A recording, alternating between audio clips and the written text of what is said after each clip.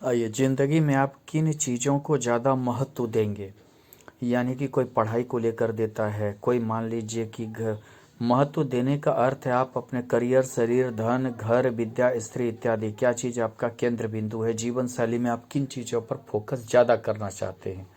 यानी कि उस चीज़ पे ज़्यादा मतलब आप हमेशा एक गंभीर रहते हैं। अगर कुंडली का तृतीय भाव आपको ये बताएगा कि आप अपने जीवन में किन चीज़ों पर फोकस ज़्यादा करते हैं। क्या आप शरीर पे फोकस कर रहे हैं, धन पे फोकस कर रहे हैं, घर घर पे ज़्यादा फोकस कर रहे हैं, या नहीं तो आप अपने करियर पे ज़्यादा कर रहे हैं। अगर तृतीय इस लग्न में हो तो व्यक्ति अपने शरीर पर ज़्यादा ध्यान देता है। यानी क्या खाना चाहिए, क्या नहीं खाना चाहिए, क्या पीना चाहिए, स्वस्थ कैसे रहें, हमारा मानसिक स्थिति कैसे ठीक रहे, साफ सुथरा हम रहें। इन चीज़ों पर वो ज़्यादा ध्यान देता है, ज़्यादा सोचता है। और इन्हीं मतलब चीज़ों पर उनकी फोकस भी ज़्यादा रहती है। क्या पहने, अगर तृतीय द्वितीय भाव में हो तो व्यक्ति जीवन में धन का महत्व ज़्यादा देता है। अगर तृतीय स्त्री कारक हो तो परिवार, दोस्त, रिश्तेदारों का भी महत्व ज़्यादा देता है। यानी ये समझिए, द्वितीय भाव धन का है, संचय भाव एक है, व्यक्ति संचय में लगा रहता है, धन का संचय में, रिसोर्स में लगा हुआ रहता है। अगर स्त्री ग्रह है, थोड़ा सा स्त्री ग्रह में भावुकता होती है तो परिवार, दोस्त, रिश्तेदारों पर भी तब वो ध्यान ज़्यादा देता है। अगर मान लीजिए कि तृतीय भाव में सौगरी होने पर जातक अपने सामर्थ्य पर, अपने बाहुबल या अपने पराक्रम पर ज़्यादा भरोसा करता है। वो अपने आप पर ही ज़्यादा भरोसा करता है, किसी और पर जल्दी उसकी भरोसा नहीं होती है। वो अपने मतलब समझिए कि सामर्थ्य पर हर कुछ प्राप्त करने की इच्छा रखता है। उसे अपने मनोबल पर बहुत ज़्यादा समझिए एक तरह से अभिमान भी हो सकता है, रहता है। खास करके सूर्य रहे तो अभिमानी भी हो सकता है। अगर तृतीय ये चतुर्थ भाव में हो तो व्यक्ति अचल संपत्ति, घर, गाड़ी, घोड़ा, निजी जिंदगी पर ज़्यादा ध्यान देता है। चतुर्थ भाव हमारा निजी जिंदगी भी है, यानी कि हम किस तरह से जीते। मैंने हमेशा मैंने निजी ज़िंदगी में ऐसे व्यक्ति को कोई दखल नहीं चाहिए। वो अपना ऐश मौज, जैसे गाड़ी घोड़ा, अच्छा घर होना चाहिए, अच्छा घोड़ा होना चाहिए, अच्छा घोड़ा का अर्थ है गाड़ी होनी चाहिए। इस तरह के मतलब उसके एक स्वभाव में रहता है, उससे मैंने उस तरह की प्रधानता वो ज़्यादा देता है। अगर तृतीय पंचम भाव में है तो व्यक्ति अपने जीवन में मनोरंजन, प्रेम, प्यार, लघु मार्ग से धन अर्जन करना, यानी शॉर्टकट से धन, जुआ, सट्टा, लॉटरी, ये सब से भी धन अर्जन करने की ओर ज़्यादा लगा हुआ रहता है। लाइजनिंग की ओर लगा हुआ रहता है व्यक्ति। हर मतलब ये समझिए कि बहुत दिलफेक आशिक की तरह भी होता है। यानी कि हाँ, एक बात ये भी है कि कभी कभी ऐसे व्यक्ति मनन की ओर, पढ़ाई की ओर भी ध्यान देते हैं।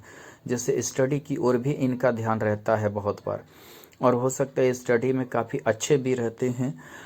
अगर तृतीय षष्ठ भाव में हो तो जातक अपने उद्देश्य गरीबों की सेवा, कमजोर वर्ग या कमजोर तबके के लिए आवाज उठाना, उसके लिए लड़ना, उसके लिए अधिकार प्राप्त करना, एनजीओ, संस्था आदि कार्यों के लिए करता है। यानी समझिए कि गरीब तबका के लिए आवाज़ उठाना हुआ, गरीब तबका की सेवा सत्कार हुआ, जी कमज़ोर वर्ग के लिए जो है फाइट करना हुआ सरकार से, ये सब चीज़ों में लगा हुआ रहता है। इन चीज़ों में उन्हें ज़्यादा मतलब ये लगता है, अच्छा लगता है। और अगर तृतीय का सप्तम भाव में स्थिर होना, जातक विपरीत लिंग, यानी अगर पुरुष है तो स्त्री, स्त्री है तो पुरुष के प्रति अधिक रुचि दिखाता है। अधिक मतलब कि अब ज़्यादा रुचि मतलब उस ओर रहता है। व्यापार में भी रुचि दिखा सकता है, जैसे कि मान लीजिए स्त्री को देखकर ज़्यादा उसकी ओर जो है आकर्षित होना, या कोई लड़की का पुरुष की ओर ज़्यादा आकर्षित होना। व्यापार में भी रुचि दिखाता है। ये हमारे ग्रह पे भी निर्भर करता है, किस टाइप के ग्रह हैं और बैठे हैं, वो किस टाइप के उन्हें रुचि भी की ओर ले जाएंगे। तृतीय से अगर अष्टम भाव में हो तो जातक अनुसंधान, खोज, वैज्ञानिक, खगोल शास्त्र, जासूसी, ज्योतिषी आदि में भी रुचि रखते हैं। ज्योतिष भी विद्या में भी वैसे व्यक्ति रुचि रखते हैं। अनुसंधान हुआ, वैज्ञानिक हुआ, जासूसी करना, आईबी, सीबीआई, ये सब की ओर इंटरेस्ट वो ज़्यादा लेते हैं। कोई चीज़ का क्राइम की ओर खोज करना, ये सब जो है ज़्यादा ये होते हैं। अगर बुद्ध रहे तो क्राइम पत्रकार ये सब बनते हैं, मतलब अच्छी तरह से उस चीज़ की खोजबीन या में लगे रहते हैं। दूसरी बात क्या है कि इनकी जो रुचि होती है वो गुप्त चीज़ों में ही ज़्यादा होती है, हालांकि इनकी वसीयत में भी बहुत रुचि होती है। तृतीय से अगर भाग्य भाव में स्थित हो तो व्यक्ति धर्म उच्च शिक्षा की ओर ध्यान देता है। धर्म कर्म यानी कि समझिए कि धार्मिकता, और दूसरी बात क्या, उच्च शिक्षा, पीएचडी करना, मास्टर डिग्री प्राप्त करना, इस टाइप के में भी उन्हें बच्चा काफ़ी ज़्यादा ये ध्यान देते हैं अपने आप को। दूसरी ओर क्या है कि इनका जो है भ्रमण यानी समझिए धार्मिक यात्रा की ओर भी इनका ध्यान बहुत ज़्यादा रहता है।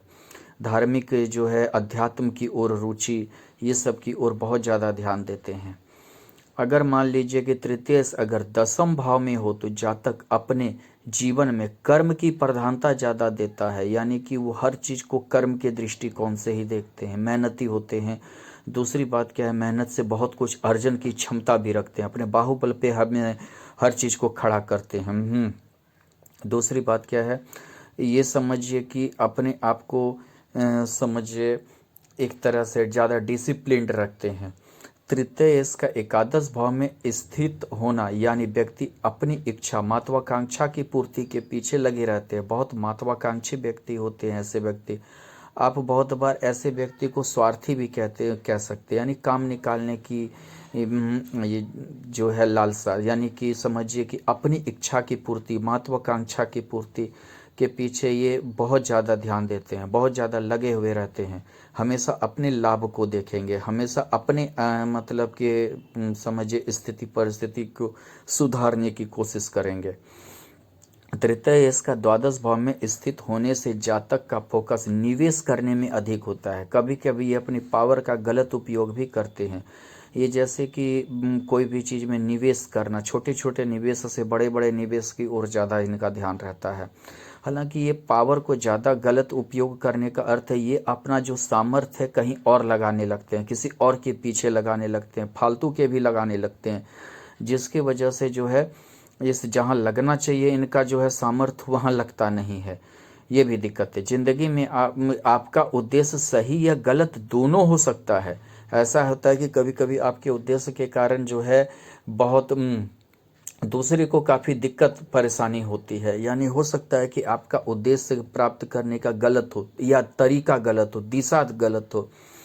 अगर तृतीय पाप ग्रह होकर षष्ठ भाव में हो, व्यक्ति का उद्देश्य लड़ाई झगड़ा भी हो सकता है, यानी किसी आदमी का देखिएगा कि लड़ने झगड़ने की इच्छा या समझिए लड़ झगड़ कर कुछ प्राप्ति की इच्छा, तो ये यदि पाप ग्रह है और षष्ठ भाव में है, अगर राहु से युति होता है तो ये थोड़ा सा और ज़्यादा उसमें बढ़ोतरी कर देता है, फिर वो षड्यंत्र की ओर चला जाता है। अगर तृतीय पाप ग्रह होकर अष्टम भाव में स्थित हो तो जातक साजिश षड्यंत्र में लगा रहता है, यानी ऐसे व्यक्ति हमेशा साजिश की ओर षड्यंत्र की ओर लगे हुए होते हैं।